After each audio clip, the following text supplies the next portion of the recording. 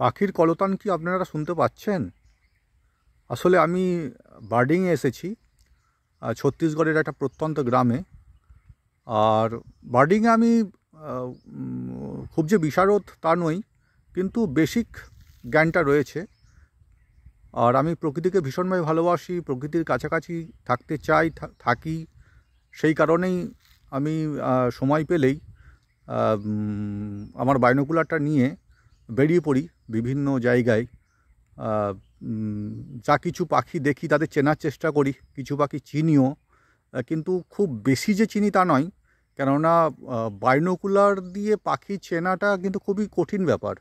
কিছু পার্টিকুলার বড় সাইজের পাখি অবশ্যই চেনা যায়, কিন্তু একদম ছোট সাইজের যে পাখিগুলো রয়েছে, যেমন ধরুন সানবার্ড তো ম্যাক্সিমাম মানুষই চেনে, কিন্তু ওই সাইজের অন্যান্য যে পাখিগুলো রয়েছে, বিভিন্ন ধরনের র্যাভলার বা আরও অন্য কিছু, তাদের চেনা কিন্তু আইডেন্টিফাই করা খুব কঠিন ব্যাপার।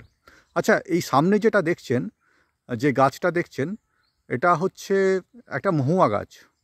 এবং আর 2-3 মাস পরেই মহুয়া গাছে ফুল চলে আসবে, ফল হবে। এবং মহুয়ার ফল মানে তার যে সুগন্ধ, সেটা অনেক দূর পর্যন্ত তার প্রভাব বিস্তার করে। এবং কাছাকাছি যদি একটা মহুয়া গাছ থাকে এবং তাতে যদি ফল ফুল হয়, তবে সেটা কয়েক মিটার, মানে কয়েকশো মিটার দূর থেকে তার উপস্থিতি সেই গাছটা কিন্তু জানান দেয় তার সুগন্ধে। তো এটাই হচ্ছে একটা মহুয়া গাছ। এবং আমি কিন্তু এখানে বেশ কয়েকটা মহুয়া গাছ দেখতে পাচ্ছি। আমি এই জায়গাটাতে প্রায়ই আসি আর কি, মানে মাসে 3-4 বার তো আসিই। তো আজকেও এসেছি। আর এখানে মহুয়া গাছগুলো আমি দেখাবো। একটা তো দেখালাম।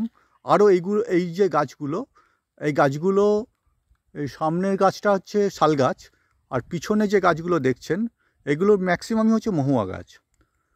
আর এই জায়গাটার যে বিশেষত্ব, এখানে কিন্তু মানে অনেক রকমের গাছ রয়েছে। এই পিছনে যদি দেখেন তো শালবন রয়েছে, মানে শালবন মানে মানে বিস্তৃত শালবন। ঠিক আছে, সেটা অন্যদিন দেখাবো, আমি চেষ্টা করব নিশ্চয়ই দেখানোর। ধন্যবাদ।